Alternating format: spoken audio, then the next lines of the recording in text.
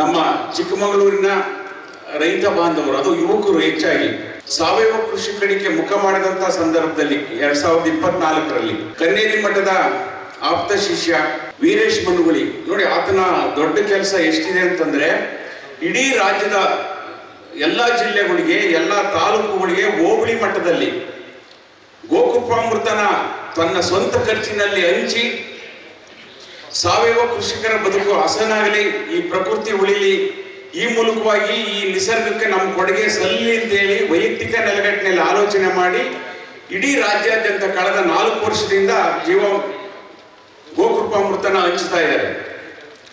ಅವರು ಗೋಕೃಪಾಮೃತ ಕೊಡುವಂತ ಸಂದರ್ಭದಲ್ಲಿ ಕಡೂರಿಗೆ ಬಂದಂತಹ ಸಂದರ್ಭದಲ್ಲಿ ಕಡೂರಿನ ಸುತ್ತಮುತ್ತದ ಒಂದು 25-30 ಜನ ಯುವಕರು ಜೊತೆಯಾಗಿ ಆ ಗೋಕೃಪಾಮೃತನ ಸ್ವೀಕಾರ ಮಾಡಿ ಒಂದು ಸಭೆ ಸೇರಿ ಪ್ರೆಸ್ಸಿಗೆ ಒಂದು ನೋಟ್ ಕೊಡ್ತಾರೆ, ನಾವೆಲ್ಲ ಸೇರಿ ಗೋಕೃಪಾಮೃತನ ನಾವು ತಗೊಂಡಿದ್ದೀವಿ ಅಂತೇಳಿ. ಅದು ಸುದ್ದಿಯಾಗಿ ಬರುತ್ತೆ.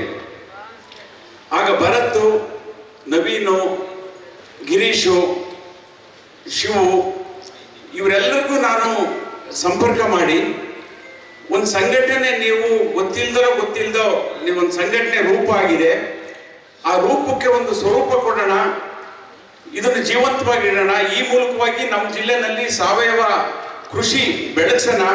ಹಾಗಾಗಿ ನೀವೆಲ್ಲ ಒಮ್ಮೆ ನಾನು ತೋಟಕ್ಕೆ ಬನ್ನಿ ಅಂತೇಳಿ ಅವರೆಲ್ಲರನ್ನೂ ನಾನು ತೋಟಕ್ಕೆ ಆಹ್ವಾನಿಸಿ ಇದನ್ನ ಒಂದು ಶಾಶ್ವತವಾದಂಥ ಒಂದು ಸಂಘನ ಬಳಗನ ನಿರ್ಮಾಣ ಮಾಡೋಣ ಅಂತೇಳಿ ಅವ್ರಿಗೆ ಕೇಳ್ಕೊಂಡಾಗ, ನಾವು ಒಂದ್ ಕಡೆ ಸೇರ್ಬೇಕಲ್ಲ, ಇವತ್ತೇನೋ ಒಂದ್ ಕಡೆ ಸೇರ್ತೀವಿ ಮತ್ತು ನಾಳೆ ನಾವು ದೂರ ಆದಾಗ ಆ ವಿಚಾರಗಳು ದೂರವಾಗಿ ಹೋಗ್ತವೆ.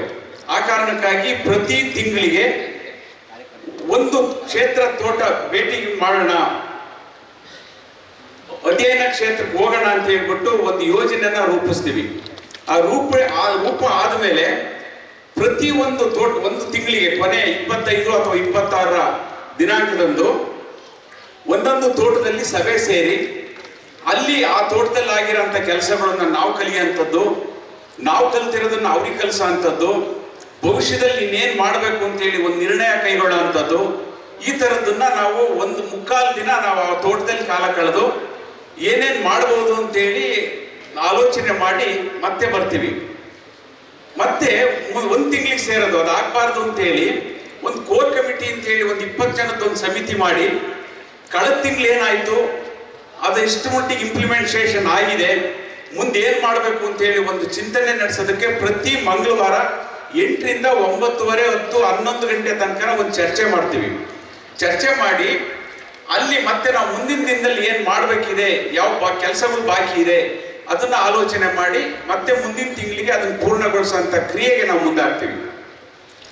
ಈಗ 24ರಿಂದ ಪ್ರಾರಂಭ ಆಗಿದ್ದು 26ರ ಈ ಜೂನ್ಗೆ 2 ವರ್ಷ ತುಂಬುತ್ತೆ. ನಾವು 1ನೇ ವರ್ಷ ಕರಿಬೇಕು ಅಂತಿತ್ತು, ಆದರೆ ಇನ್ನೂ ಸಂಘಟಿತರಾಗಿರ್ಲಿಲ್ಲ.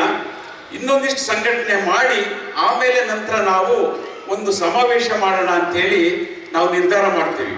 ಆ ನಿರ್ಧಾರ ಮಾಡಿದಂಥ ಮೊದಲನೇ ಆಹ್ವಾನ ನಾವು ಕನ್ನೇರಿ ಮಠದ ಸ್ವಾಮೀಜಿಯವರಿಗೆ ಕೊಟ್ಟಿವಿ.